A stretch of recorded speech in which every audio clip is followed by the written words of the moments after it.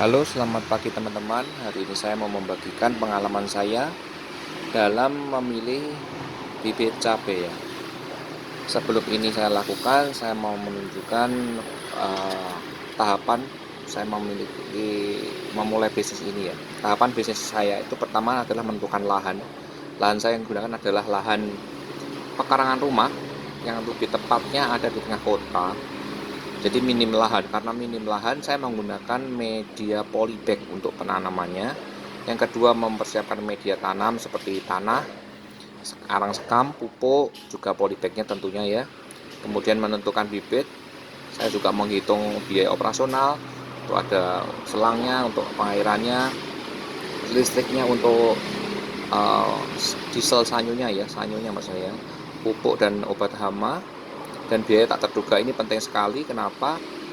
Waktu saya menjalani bisnis ini ternyata ini sangat berguna. Jadi tidak 100% itu akan berhasil. Jadi saya ada save 10% ini untuk biaya tak terduga. Misalnya bibitnya dalam sekali tebar itu ada ya beberapa tray yang gagal, kemudian saya harus membeli lagi. Itu hal yang tak terduga.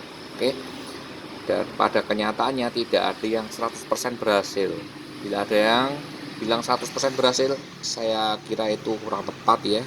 Tidak mungkin 100% berhasil. Bahkan petani yang sudah pengalaman pun seringkali juga mengalami uh, kegagalan yang tidak terduga. Bukan karena kesalahan diri, tapi karena alam juga bisa. Oke, itu nanti masuk perhitungan modal pertama dan kedua. Tapi yang saya mau bahas pagi ini adalah menentukan bibit dulu ya teman-teman. Oke. Untuk menentukan bibit, saya perlu mengetahui dulu lahan penanaman yang ada itu di dataran apa. Maksudnya ada dataran rendah atau dataran tinggi, karena itu sangat menentukan pemilihan bibitnya. Apabila kita salah menentukan bibitnya, itu bisa berakibat fatal ya, untuk kedepannya, karena mungkin hasilnya kurang maksimal atau bahkan tidak bisa tumbuh. Juga satu lagi, efek yang bila ada serangan hama menyerang, nah itu setiap bibit itu memiliki plus minus masing-masing ya. Ada dataran rendah seperti apa, dataran tinggi seperti apa, saya jelaskan nanti. Yang kemudian memilih bibit yang sesuai, dataran yang mana, dataran rendah atau tinggi. Kemudian survei cabai yang diminati di daerah pemasaran. Kalau di daerah saya ini termasuk dataran rendah ya teman-teman. Lah, saya sudah menanam beberapa jenis cabai. Mulai dari rawit itu banyak sekali jenisnya. Ada yang kecil, ada yang sedang, ada yang besar ukurannya. Dan ternyata itu yang diminati di sini adalah yang besar. Bukan cabai yang besar, tapi maksudnya cabai rawit yang ukurannya besar. Saya kurang tahu kenapa, tapi yang jelas waktu saya juga menanam yang kecil, ternyata di pasar itu di harga sama oleh tengkolaknya. Oke. Kemudian kelebihan kekurangan memilih bibit sendiri itu, yaitu untuk pembeliannya saya bisa online atau offline ya. Saya pernah membeli offline juga, pernah beli online juga. Paling sering saya beli online karena saya otodidak belajarnya juga dari online ya. Kemudian saya lihat dari Shopee, Tokopedia, Bukalapak, tapi saya transaksinya lewat Shopee, lewat online. Kemudian kelebihannya apabila kita memilih bibit sendiri, kita bisa mengetahui seperti apa hasil panennya. Kita browsing aja dari YouTube. Saya lihat dari YouTube, oh seperti ini hasilnya ya. Oke, kemudian mengetahui kekuatan dan kekurangan bibit tersebut. Nah, oke. Kemudian minusnya harus sering mencari info soal bibit yang dipilih. Kemudian mencari solusi sendiri bila terkena hama. Untuk yang tidak mau berspekulasi, kita bisa mendapatkan bibit dari dinas pertanian yang siap tanam. Oke, yang di tempat saya untuk dari dinas pertanian ini ukurannya besar, dan pohon cabenya ukurannya bisa sampai 2 meter lebih tingginya. Sedangkan kalau di pekarangan rumah saya kira kurang tepat ya, karena bukan di sawah, makanya saya memilih yang varietas yang tidak tinggi bibit cabenya.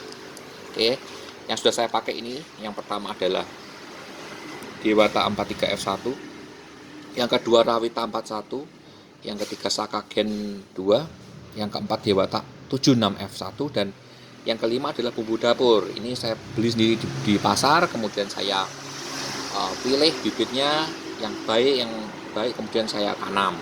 Tujuannya apa? Nanti semua ini saya uji coba semua.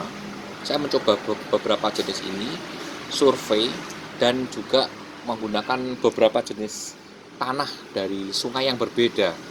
Nah, tujuannya apa? Untuk menentukan apabila kita ingin melanjutkan bisnisnya ke tahap yang lebih besar atau penanaman selanjutnya, kita bisa menentukan bibit yang mana yang cocok dan tanah yang seperti apa yang harus dilakukan, yang cocok untuk bibit ini.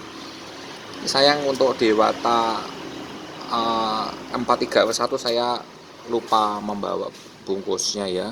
Ini yang ada ini masih ada itu Dewata 76F1 dan Sakagen 2 nih. Hasilnya saya kira oke nih, bagus untuk 76F1 dan Sakagen 2 nih. Saya udah nanti video berikutnya ya, nanti saya akan tunjukkan.